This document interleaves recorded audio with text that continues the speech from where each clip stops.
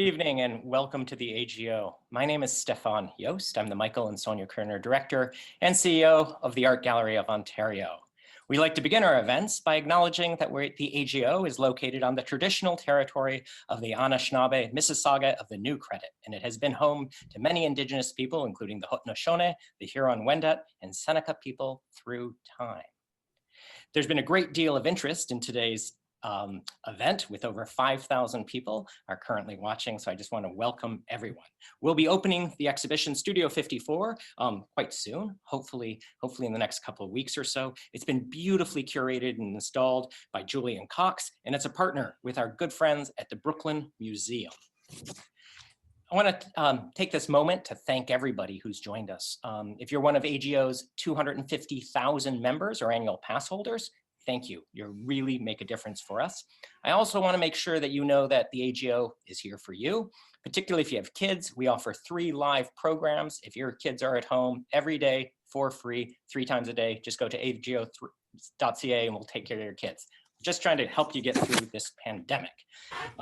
Today, it's a great pleasure to have André Leon Talley and Diane von Furstenberg joining us. André is an American fashion journalist, editor, creative director, and writer. He recently wrote a really compelling autobiography called The Chiffon Trenches, and I confess, I read it twice. It's really good and it's still available. He was also affiliated with Vogue for many years as a creative director.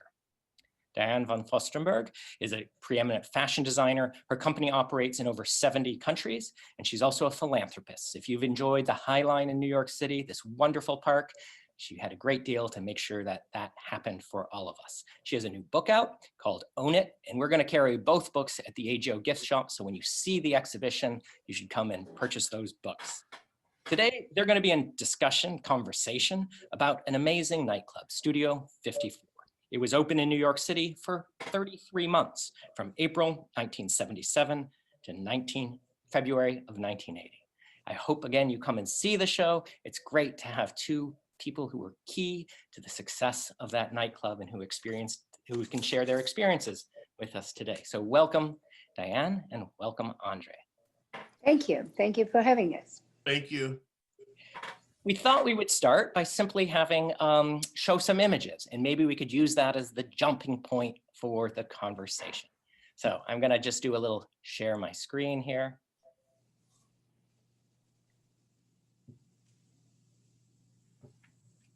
You see that all right? Sure. Yeah. So Studio 54, an incredible nightclub, jammed-packed. What was your experiences upon just entering it? What do these images kind of make you feel when you see them?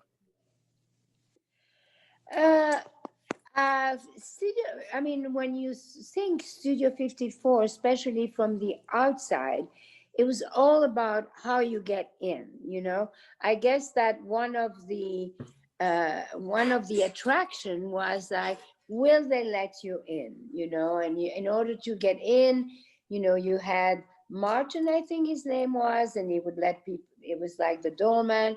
And then you had Steve Rubell, one of the founders, who would say yes or no. And we were just like animals waiting to get in. Does that describe your experience, André? No, because first of all, I was there when Studio 54 opened that night. And unfortunately, I was there when it closed. But my experience, and also with Diane, is because we knew Steve. We were allowed to go past the VIP ropes. We did not have to stand in that crowd. We'd get out of the car and be ushered in. They would see us and recognize us. So we were not in that crowd. We bypassed it. And then we always had the luck to be in that group of people who were very important in New York, Halston and Bianca and all of that. So I never had to stand in that crowd, thank goodness. Well, there was the reason I'm talking about it, because the anticipation of going in was part of the thing. And then when you finally was let in, there was this big alley, like this big corridor with mirror, and you just went in, you know, and you kind of made an entrance. And then you got into this, you know, Studio 54 was a CBS recording studio. So it was very, large and big, and then you heard the music, and then you were in, you know. So what I'm trying to say is that part of going into Studio 54 was going in. The sense of arrival, that Yes, becoming. yes, Right? Yeah. exactly. And by the time you went out, you didn't remember anything. How long did one stay there? 4, 5, 6 hours, or? Okay, Andre, I'll let you speak first. I stayed until most often I stay until closing time, especially after the first year. I would stay until closing time, but you really could stay 1 hour, 2 hours. I remember going there with you, Diane. I don't think you stayed 4 hours or 5 hours. You'd go home. No, I never stayed that No, long. no. I mean, for me, it was going in, showing off, dancing, having a beer, and leaving. Can you share your thoughts about? You drank beer? Did you drink beer? I did. I mean, I love the idea. I mean, my thing about Studio 54, you know, I was a young woman. I was separated. I had 2 children and my mother at home. And I would, you know, eat at home and all of that. And then when it got to be 11:30, 12 o'clock, I would put my cowboy boots and I would drive my car. And there was a garage right next to the studio on 54th Street, and I would park my car and I would walk in. And for some reason, the idea of walking in with cowboy boots made me feel like, you know, I was a cowboy or something. So for me, it was all linked into that kind of a fantasy. And then of course you went in and you saw friends and like that. And can you talk a little bit about Steve Rubell? Here we have 2 photographs of him, one with Elizabeth Taylor, one with Michael Jackson.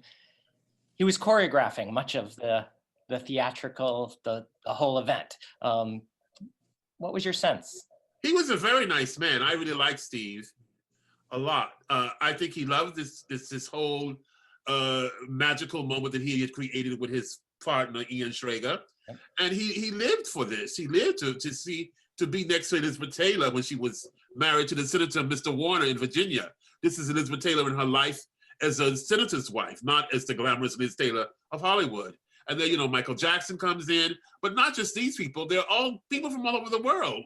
He would greet the famous people all over the world. And also, Diane is making very little of her impact at Studio 54 because she was also part of the world of the famous people, the celebrities from New York. And so she had her entree after she got through the corridor, there's to be a banquet for her. And I sat on the banquet with her.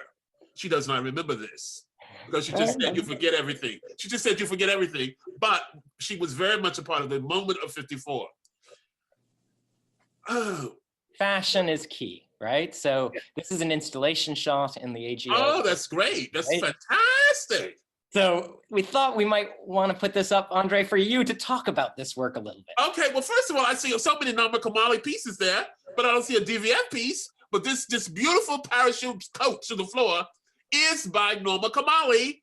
And Norma Kamali was living at the time with Ian Schrager, who was Steve Rubell's partner.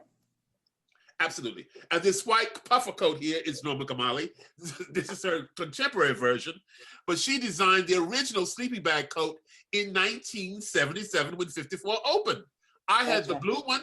I was one of the first ones to be given a coat by Norma. She's a dear friend of mine. And I still have it in my garage in North Carolina, but I have 3 red ones now for right now. But how did Norma to design this sleeping bag coat? She went on a weekend trip camping with a friend of hers, Mr. Carey, who was the window designer at Henri Bendel, this store on Fifth Avenue.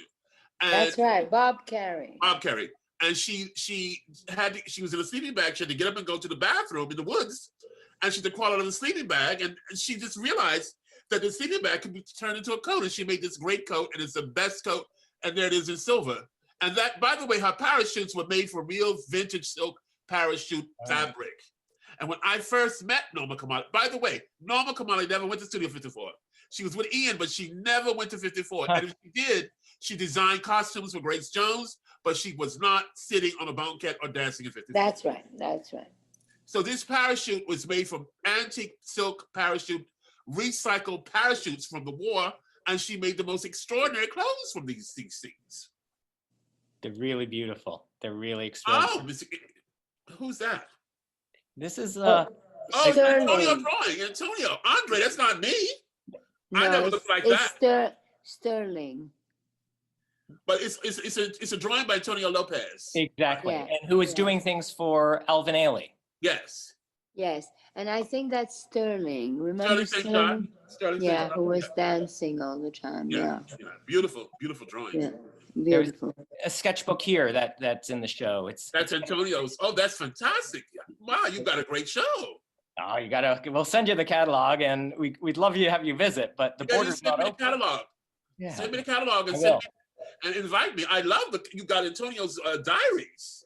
Yeah. How modern those diaries are. And who kept them? You went to his boyfriend and got these diaries? Yeah, I don't know where the curator got them from. That came from the Brooklyn Museum. Yeah. Oh, you saw this show at the Brooklyn Museum? No, I didn't. Oh. Yeah, they originated it. They did a really fantastic job. And when I heard that it was available, we snagged it there. But it's also the Alvin Ailey Dance Company. So there's these. Yeah. What I love here is the friends with personal style. In the middle, there's a photograph of a bunch of men, and it's friends with personal style. And this might be a setup of your book, Diane. It's the Own It book. Tell us a little bit about what that book's about. Oh, during COVID, I made this little book called I don't know where the screen is. Right there. It's called Own It: The Secret to Life. And it's, if you own your imperfection, they become your asset. If you own your vulnerability, it becomes your strength. And it's words, and it's actually like a little dictionary. And it's coming out on March 8th for International Women's Day. Great, good. Because I just love the little thing there about personal style, and so much of personal style is owning it. This is Owning it, you could apply to anything. This is Pat Cleveland. Pat Cleveland. Andre, what would you say about Amazing, amazing. Pat Cleveland loved to dance, and she was just like a whirling dervish. And obviously, this is Pat Cleveland. She's fanciful, she's magic. And she dances when she models. She can be on a runway, and suddenly she just starts walking, and she turns into this vortex of energy and light, and she's a marvelous spirit. Yeah. Fantastic. Yeah, she's really, and she loved at the time, she loved being Josephine Baker. Yeah. And I remember my boyfriend was then Barry Diller, he's now my husband. And I used to beg him to do the store, to hire Pat Cleveland and do Josephine Baker. Pat Cleveland, very, very important model from the 19th. She's wearing a Halston dress here. Yes. No, that's a Zonda Rhodes dress. Zonda Rhodes. Although we'll come to Halston. I love this. I love your presentation, Stefan. It's great. Just the details here of this dress, and then seeing the photographs of how it really comes alive when it's worn. Well, it says in the copy, it says Halston. Wearing Zonda to Halston. Oh, that's right. I'm sorry. Yeah. There, but we'll get to Halston because I want to, Halston, you guys predicted right where we're going. So here we have Halston and Liza Minnelli. Tell us a little bit about Halston, because when I went through the exhibition for the first time, seeing his dresses, they're impossibly elegant. They're like, really made me think of a Brancusi sculpture. Just couldn't be more elegant than that. And I didn't realize it until I saw them in the show, how truly what a genius he was. Tell us a little bit more about him. Many of our audience are under 30, right? So what do they need to know about Halston? Well, if you talk about Studio 54, actually, when Andre and I first walked into the Studio 54, it hadn't opened yet. And we were all at Halston's house for Bianca Jagger's birthday. There was a dinner party. And then after we finished eating, Halston told us, okay, for dessert, we are all going to this new place. And we all went into the Studio 54 for the first time. And Bianca made an entrance on a white horse. Yes. With a red Halston dress. That's right. Lady Godiva in red. Halston was sort of like the Duke or the Prince of 54. He was like Steve's go-to New York designer, and Halston's entire family, Liza Minnelli. I think right behind Halston might be Andy Warhol. Yep. I mean, he just had a whole family that always was surrounding him on the banquettes. Halston didn't do much dancing. He just had a cigarette in one hand, and he just sat there and observed. And I mean, Van Kempner, everyone loved Halston, and he was just always a fixture at 54. And the ladies loved his clothes. And Bianca loved his clothes. There's Liza Minnelli in a Halston jumpsuit, probably. There's Liza Minnelli, and there's a Liza Minnelli outfit in your exhibition. What makes Halston so extraordinary? How do you describe him in the history of fashion?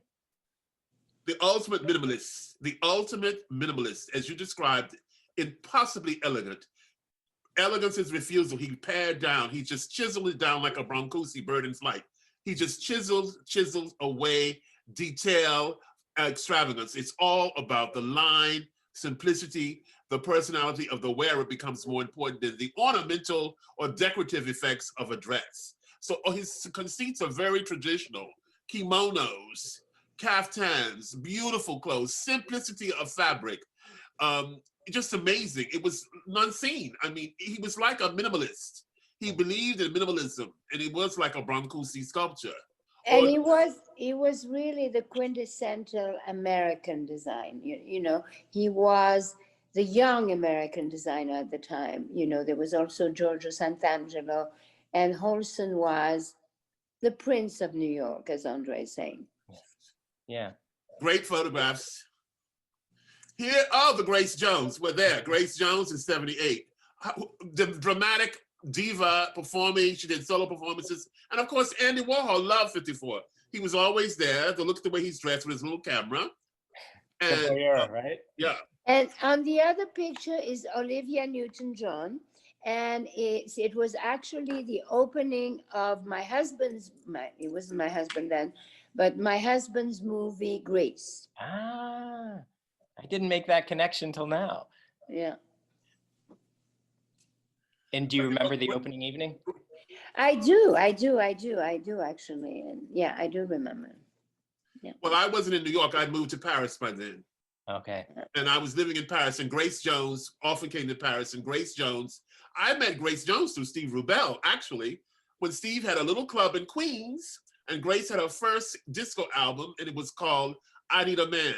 And he hired 2 buses and took us to Queens, Andy Warhol and the entire factory, went to this little tiny, tiny club, some undescribable club in Queens. Since I first met him, he was on a bus with Grace, and Grace went out there and lip sync to this album. And then, you know, Grace is the kind of person, she was jumping on a table in Paris at the Club Set, this gay club called Club Set. She jumped on a table wearing no underwear and started dancing. She was just that dramatic. And she married a Frenchman. She still is very dramatic, and she's very talented, and she had a beautiful documentary 3 years ago called Grace. You know, her parents were ministers in the Caribbean, and she just broke away from that mold of that very conservative family. I'll tell you a story about Grace. Once Carl asked Grace to sing for him at the Red Cross Ball in Monaco. So of course he sent her a ticket from New York. She came on the Concorde. The Concorde landed in Paris at about 10:45 at night, and then we had to wait till 3 o'clock in the morning for her to get on another plane to come to Monaco. And we were sitting there waiting for them to rehearse for the ball the next day. And it was sort of cold and freezing.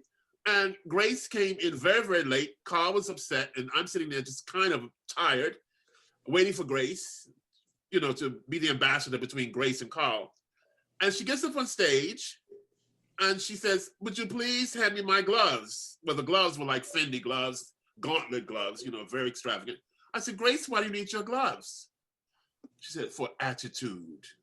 So she started singing because she needed the gloves to give her the attitude. And look at Andy. She had a lot of attitude. Look at the way Andy's looking at her. He adores her. Look at Andy. Notice the glow in his eyes. Look at her. He's jealous. So what's the model? What are you? I'm not jealous. I adore Grace. Oh, he is. Yeah. Oh, he's in awe of her energy. Andy is in awe of her spirit. Yeah. Yeah. She has it. She has it. Oh, here it is. It's that same night. It's that same night. It is the night of the, you see, Grease premiere party. It's the same night. I remember very, very well that night. It was a great movie and I had a great time. And I was wearing a big jacket with splash painting on it. And yeah. There's a little Jackson Pollock, the painting. Well, yes, kind of. I mean, the feeling, yeah. That energy. Oh, and this is at sitting on the banquette. On my right is Ira Galan. Ira Galan was at first he was a famous hairdresser. He did all the beautiful hairdo for the model Verushka. And then from being a hairdresser, he became a photographer. And actually, he photographed me for the cover interview in 1976. So that's how we became friends. And on my other side is a French-Chilean friend of mine called Cedric Lopez. And Diane, explain, look at your legs in those beautiful stockings. What on earth are you doing with those legs? Your legs, your signature. Okay, so I will tell you a fun story about this picture, because this picture actually has been shown around a lot. And Tom Ford, for some reason, absolutely loves this picture. And one day he was with a journalist and he was talking, and he talked about me in that picture, and he said, you know, Diane is the only person I know who can cross her legs twice. And then he imitated to do it, and then his back got stuck and he couldn't move. So well, he's a man. First of all, he's a man. Every time I see this picture, I think of that story. It's a fantastic image. It really is. And I think it's your eyes and your legs together. It's really beautiful. I think the legs more than the eyes, no? Yeah. The legs. And the stockings. How about the stockings? But that's when you were very chic and wearing Charles Jourdain shoes all the time. You used to wear Charles Jourdain ankle strap shoes. And you went to Marisa Berenson's wedding with these kind of stockings on. And a Norma Kamali skirt, a Norma Kamali red skirt with a black maillot de bain. That's right. There we go, back to Norma Kamali. That's how the power of Norma Kamali at Marisa Berenson's wedding. Thank you. Oh, look what it says here. The party was for my husband at the time, a book, The Power Look, and Ira Galan and Cedric Lopez. Well, that's the book. Say, where's the power look here? That's the book. That's the title of the book. Oh, Beth Ann, Daniela, and Stephen Barrows. I was not here because I was still in Paris going to Paloma Picasso's wedding, but were you at that party, Diane? I don't know. Valentina's birthday. Probably, I don't know, 78, probably. Whose birthday? Valentino. No, I was in Paris. Stephen Barrow, we have to talk. I thought Stephen Barrow was the most talented, designer in New York at the time, for me, because it was, for me, coming from Europe, it was so different, and it was very much about a certain attitude, and and so Stephen Barrows actually had a big influence on me. He and Giorgio Sant'Angelo were the ones that I absolutely adored when I came to New York. He passed away early? No, he's alive. He's alive. He's alive, and he's in New York, and he's there. Oh my God. Yeah. All right. And is he's still designing? He's probably the only one who is still alive, by the way. What is this? This is makeup artist. What is the this? one person in the picture is Carolyn Herrera. Let's talk about Carolyn Herrera. All right. because she still exists. I don't know these other people. Tony. No, I do. Sandy Lidner, she was a makeup artist. Is she still alive? No, yes, she is. She was the girlfriend of Gia. And Tony Tucci, I don't know who that is. And that's it. But Carolina Herrera had just appeared in New York, and she looked like Evita Peron. And again, I was telling Barry that he should make a movie and hire her as Evita Peron. She then became a designer. She wasn't a designer yet at that time. This is Grace Jones. You were talking about the performative aspect of Grace. Look at that body. Yeah, yeah. She's fantastic, Grace Jones. She's like this beautiful, gorgeous animal. And this is the only time Norma came to the 54 because she had to put the costume on Grace nude. Norma designed that costume on Grace's body. Wow. Backstage.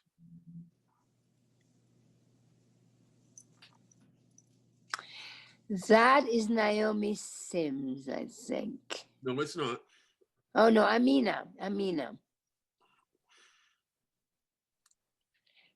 Seems like there's such like the space for performance where people who are wearing Well, fabulous it was a theater. I mean, Yeah. It was a recording studio. So there was this incredible stage. And part of the whole drama of Studio 54 was that they always had this incredible animation. There was, at some point, there was a moon that would come down with a spoon. cocaine spoon. Yeah. We have a big replica of it in the exhibition. Right. So one of the really wonderful things is the lighting designer for the AGO, Paul, was one of the lighting designers at Studio 54. So he had a career in New York, and then he moved back to Canada, and he's done the lighting for this exhibition. So the lighting is really beautiful, how it all moves. You mentioned Jerry Hall. Yeah, Jerry Hall. At the time, she was really young. I remember when she first appeared in New York, she did my show. And I remember this long, skinny thing, gorgeous, with a big Texan accent. And she was, I mean, I had never seen anything so long and so tall and so beautiful. Yeah, she's stunning here. She's iconic for that kind of 70s look here. Yeah.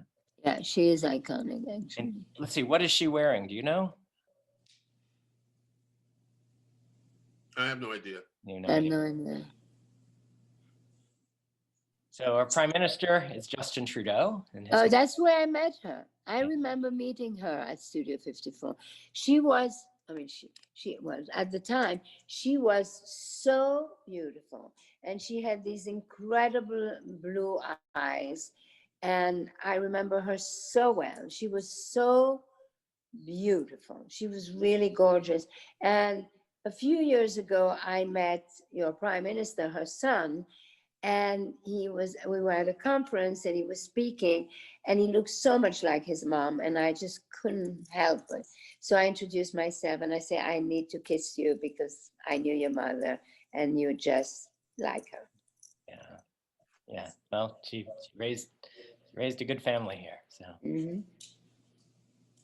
And then this is just the last image because then we can kind of divide. We can keep on chatting or we can take questions. There's lots of questions from people. Well, that's my painting, actually. That belongs to me, that painting. This does? Oh. Yeah, well, yeah. I lent it to the exhibition. Thank you. And it's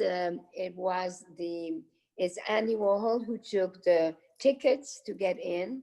Of course, Andre and I never got a ticket, but Andy gave me that. I could just stop sharing here so we can see each other kind of all full screen here again. I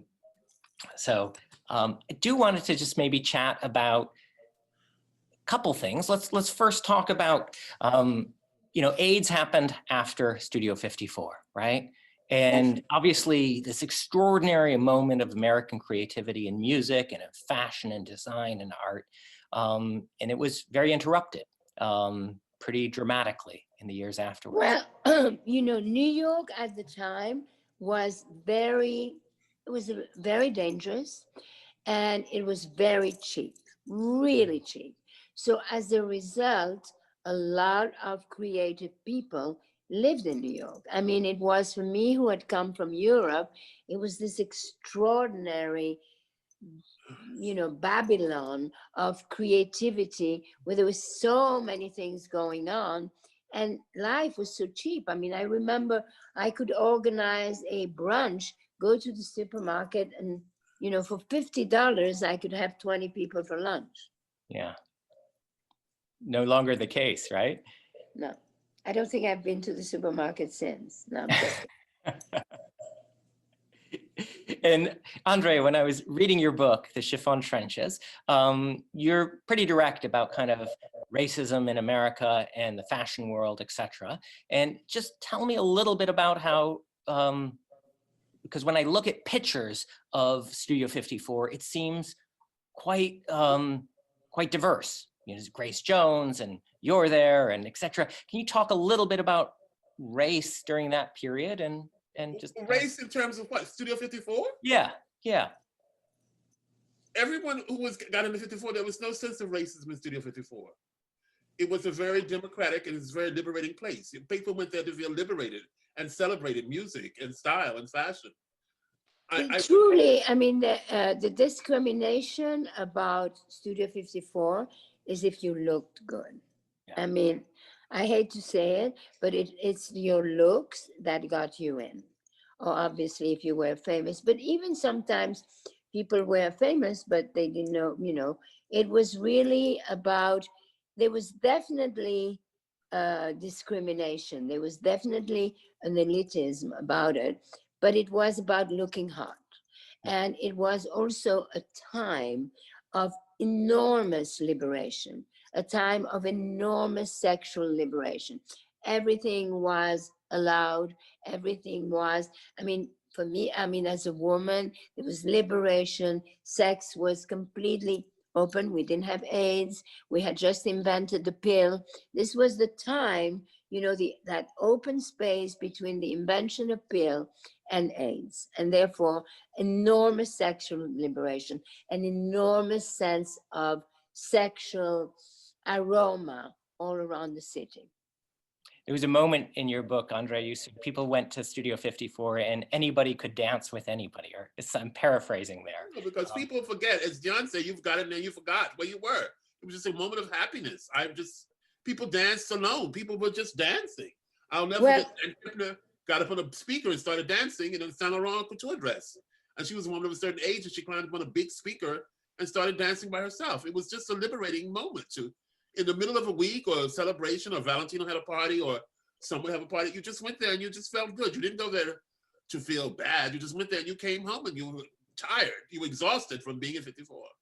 Well, the truth, if you want me to describe what Studio 54 was, it was the best pickup place in the world. People went to Studio 54 to pick up. Yeah. And because of the selection, the pickup was very, very, how do you say? Productive. No, not productive, but anyway, but it was really a pickup place. And no matter what you did in New York, if you went to dinner, if you went there, somehow you would stop by and you would check it out and check the scene, and that's it. But it was really a pickup place. It was, a marketplace. Sure. So I'm just starting to look at the questions, and there's a lot of them. And people would love, several people are asking about your iconic wrap dress, and they want you to talk about it, but also for André to talk about it. Well, I was born in Belgium, and at the age of 19, I think, after university, 20, I went to Paris, and for a few months, I worked for a photographer's agent. And there I learned, he was the hot photographer, the hot agent, and I worked for him. And there I I was exposed for the first time to the world of fashion on the others, on the side of photographer, makeup, model, magazine, advertising agency. And then I met an Italian man who said to me, come and work with me in Italy. I have a plant there. I have a printing plant, and I will show you the other side of fashion, where it all happens. So I went to Como, Italy, which was the center of silk. You know, it was the end of the Silk Road that starts in China and that goes to Turkey, blah, blah, blah, and Venice, and then Como. And there, and so so there I met this man, and I learned everything about printing and everything about, you know, all of that, and jersey and this. And then I wasn't sure that I was interested. I wasn't sure of anything. I had met, when I was in college, Prince Egon Furstenberg, and he was, and we had, you know, we had a romance together. We fell in love. So he went to New York to work, to do a training program in a bank, and he asked me to come to New York to visit him.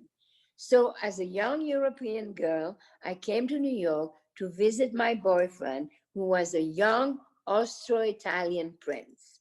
And of course, in New York, everybody loved him. He was so good looking, he was rich, he was a prince. Every girl wanted to marry him.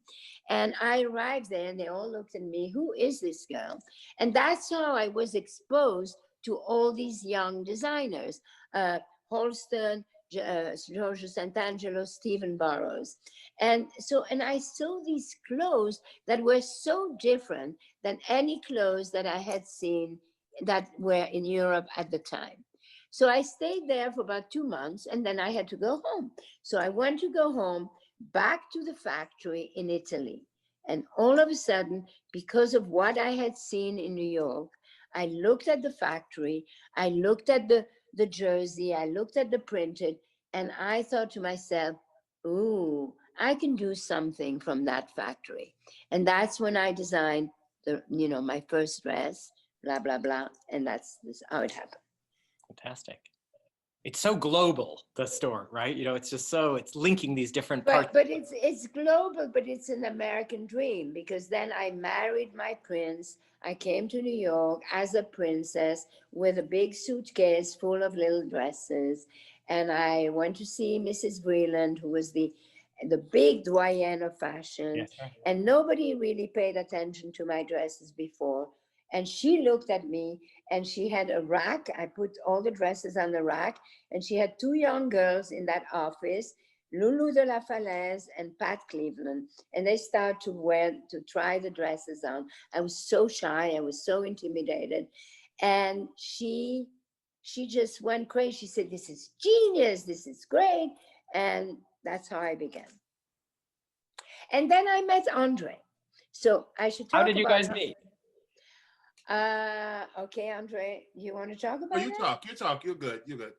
Okay, so André was at the time working for Interview magazine, correct, André? Andy Warhol, yes. Andy Warhol. And I had a party in my Park Avenue apartment, and André was downstairs, and he was taking pictures for Andy Warhol, and he was wearing a little orange cape, or at least I remember it being a gold and orange cape. And that's my first image of this incredibly handsome, tall Black man. And he and I became very, very good friends. He then he worked for Mrs. Vreeland, and then he worked for Women's Wear Daily. And he was sent to Paris to become the Paris correspondent of Women's Wear Daily. And in Paris, he created an amazing sensation. This beautiful, handsome, tall Black man, so elegant. And I remember he went to Paris in Paris, when you went to dinner at Maxime's on Friday night, it was black tie. and he went to this black tie dinner, and he wore a cashmere robe. And that was a big whatever, you know. And then Andre and I, we became very good friends. I would visit Paris then as a foreigner. I was like a glorified tourist in Paris. And I would stay at the Plaza Athénée, and Andre would come and visit me, and we would have tea in the lobby. And I was telling Andre, we pretend you are an African king. And we became very, very, very close, and have been close ever since. True, absolutely true, every word. Those long-term friendships. Every word, every word. And I like to say, getting back to Studio 54, that the night, unfortunately, Steve Rubell, you know, wasn't perfect, and he was taking the cash out of the cashier registers from the drinks and putting in the paper bags, so he had to go to be incarcerated. And the night before he was incarcerated, Diane was having a dinner party at her house with Truman Capote, and Steve Rubell was there, and Ian Schrager as well. The night before Steve was to go to jail, Ian and Steve were in your apartment, and Truman Capote was there. I vividly remember. You don't remember? I actually remember Truman Capote and Steve Rubell in my apartment, but I didn't know it was the night. It was on the eve of him going to the jailhouse. I vividly remember. Were you aware at the time what a huge, long-lasting cultural impact this club and what was happening in that club would have? At what point did it kind of go, wow, this is like actually? Well, I have to say, I wasn't aware of its impact until it was about to close. But the reason that it closed was for so many reasons. But as liberating as it was, as Diane said, it was a hot pickup place. It was a place of sexual freedom. And at one point, it almost became Sodom and Gomorrah, because you literally could go upstairs in the balcony of or downstairs, or in the basement, and there were people of both sexes in the throes of sexual bliss, not even recognizing if you were passing by them and watching them. Whatever they were on, I don't know. It was probably substances and quaaludes and nitrate, amyl something, whatever, meth, whatever. But this for me was a turning point. When I first saw that, I thought this is going to be the end, because when you have that kind of excessive liberation, it becomes decadent. Yeah. And then, of course, the club closed, and it did have a world impact. And you know, you said 33 months. I mean, I didn't. It was such a short time. You know. Yeah. So one of the people said you were going to say something, Andre, about Caroline Herrera, and I moved the slide. And I just want to make sure Mrs. Herrera was very, very glamorous. As Diane said, she showed up on the scene, and she was just extraordinary, glamorous, and looked like Evita Peron. And she came from a very, you know, wealthy family in South America with her husband, Venezuela, and with her husband, Ronaldo. So, but they loved to go out, and she loved Studio 54. And notice she was in a gold lame dress, looking very much like Carole Lombard. I just think she was like the latter-day version of the great actress Carole Lombard, who was married to Clark Gable. And she loved to be out in the clubs at night, and she loved watching people. She noticed the look on her face. She loved being amused by the scene. But everyone did. I knew CZ Guest went there. Mrs. Vreeland went there, not often, but Mrs. Vreeland would pass by after dinner with Halston or her dinner gate. You know, high society went there. Drag queens went there. You know, you had the greatest drag queens, Patassa. I don't know whatever happened to Patassa. Patassa was there. All of the Warhol crowd was there. And Diane was there. I came home one summer from Paris, and I was at Diane's house every night for dinner. And she would drive her car, her Mercedes, down to the garage, and we go into 54. And she put those legs on the banquette. She crawled on the banquette, I guess double draping her legs over the banquette. I didn't realize at the time it was her signature moment, her signature dress moment to attract the animals in the jungle. It was just like, oh, okay, whatever. But I really think that it was a great place. And I think that Steve was a great person, and Ian. Ian's still here with us. And Ian did the book, a beautiful book on Studio 54, yes. which I'm sure you have in your bookstore. And why didn't you put a picture of me and Diane Ross dancing in 54? I know, it's a great photograph. You don't have that in your collection? I didn't have it in my slide deck. So, yeah, shame on us. You want to tell us about that a little bit? No, it's just dancing on the dance floor. The music just tells you to dance. And she was wearing Saint Laurent. She was at Saint Laurent that time, and she was just great. By the way, Mary Wilson died yesterday, the great Mary Wilson, who was one of the co-founders of the Supremes with Diana Ross at 76. And so sad, but that just tells you. But I mean, Diana Ross has always been great style and glamorous. The thing was, you could be glamorous at 54 and no one judged you for your glamour. They embraced it.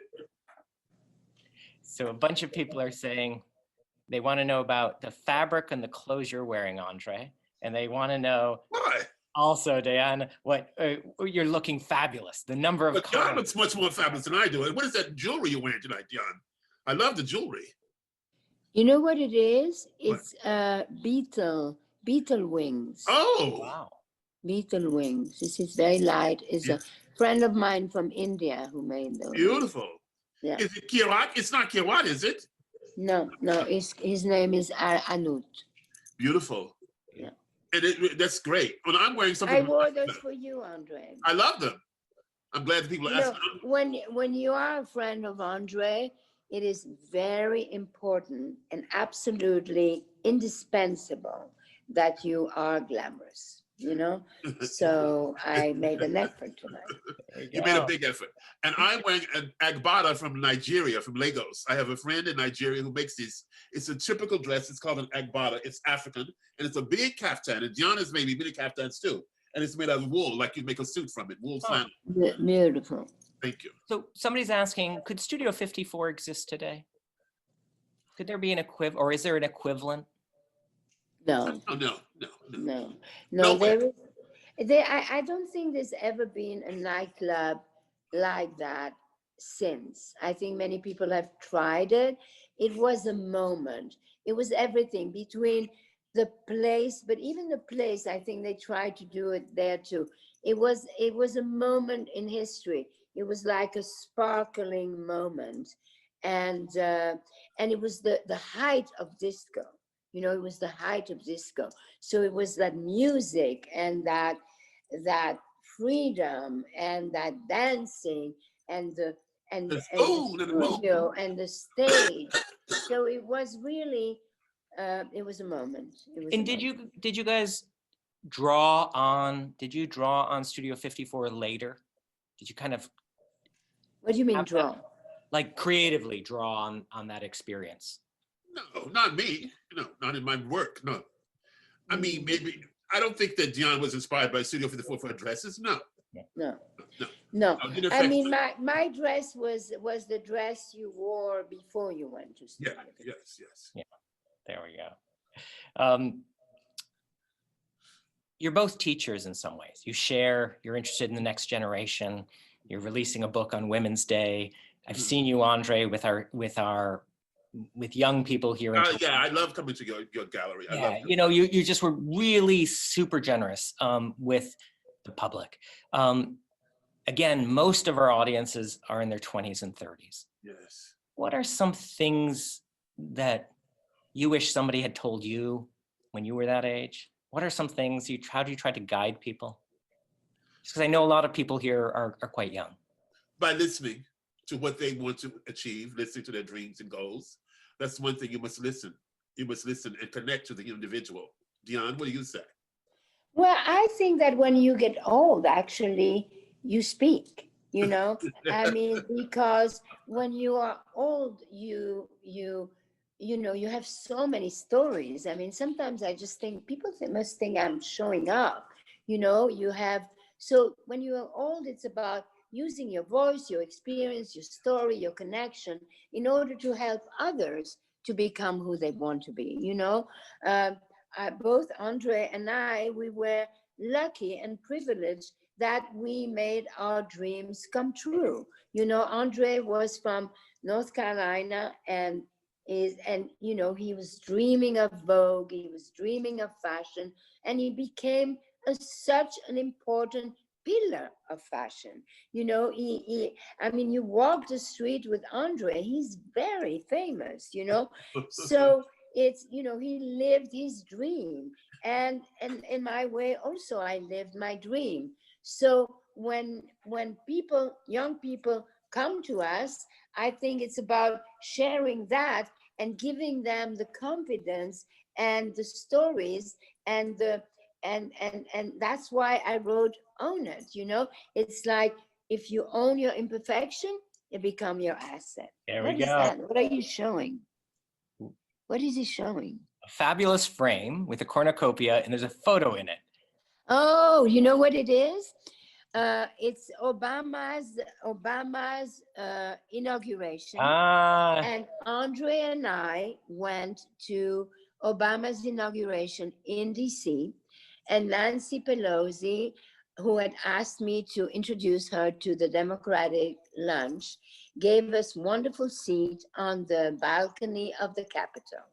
And it was very, very, very cold. And Andre and I were both wearing ski clothes. I was wearing ski clothes. And it was a very special moment. And there were millions of people in the street, and there were no police, and it was safe, and it was an incredible moment of America and of American dream. The first Black president, Barack Obama. And Diane gave me that frame, and that picture's on my desk. I keep it up right now. That's why I showed it. And Diane says I was famous because we were walking up to the Capitol to go have some croissant with Nancy Pelosi. And people were stopping me on the street. Diane, she couldn't believe this. Andre, look at them, want to take your picture. And some of them were Kennedy's children. And people were stopping me as we were going into the Capitol. It was so impressive. That was one of our best days ever. Yeah. It was the most beautiful day. Yeah. Beautiful day. Now look what we have, a second impeachment. And you see, the thing is that I, you know, to be there with Andre was very symbolic for me too. Yes, because yes. Andre was my first Black friend. See. I mean, very intimate friend. Thank you so much. Now, I wanted to say that, you know, Stefan, when you had me in AGO the last time, and we had that film, they showed the documentary. Yeah. Well, you know, one of the students I called on stage has written his thesis, his master's degree thesis on me. Wow. His name is Jason Cyrus. Fantastic. He sent it to me. And he got his master's degree on my work at Vogue. It's important work, Andre. Isn't it amazing? Because he made such effort to be dressed that day, and I called him on stage. Yeah. The way he was dressed. He was wearing a silk robe, a caftan, a silk kimono, and he wrote his thesis in some University of Toronto or someplace. I don't. I have it on my table downstairs. That's an important university. Andre is a role model to a lot of people. He is and if you saw the documentary, that documentary of his is so, I mean, I know him so well. I know every facet, everything, and it's so moving and it's so wonderful. And he really broke a lot of glass ceilings. Can we say that? Yes, I mean, he I mean, you know, he really lived his dream, really. And frontally, and in coming to New York and working for Savannah and Andy Warhol, and become, you know, this big editor in Vogue, and then going to Paris. I mean, he had the most stellar life he could have possibly ever wished. And you too. And she has two Warhols. And now we are just two old wise people. Oh, wise. There's people. That's okay. You know, I just really admire your guys' friendship. It's been, you know, 50 years. We're very close friends. We're very fantastic. Close. And I just want to thank you both for sharing your knowledge and your experience about Studio 54. I have to say that there were over 150 questions, so I've got to really apologize that don't apologize, please. I haven't been able to get to them. No, he's apologizing to the people who said to the people who had submitted their questions. I'm sorry.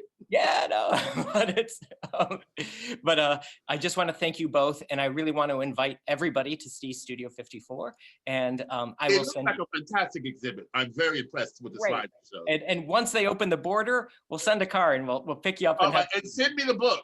Okay, I'll send you the book. And Diane, send me the book. Own It, please. Send me the book. Own It. As soon as I have it. All right, my dear. I love you guys. Thank you very much. Thank you. And bye-bye, Canada. Bye-bye. Bye-bye, Canada. Thank you, Cecil.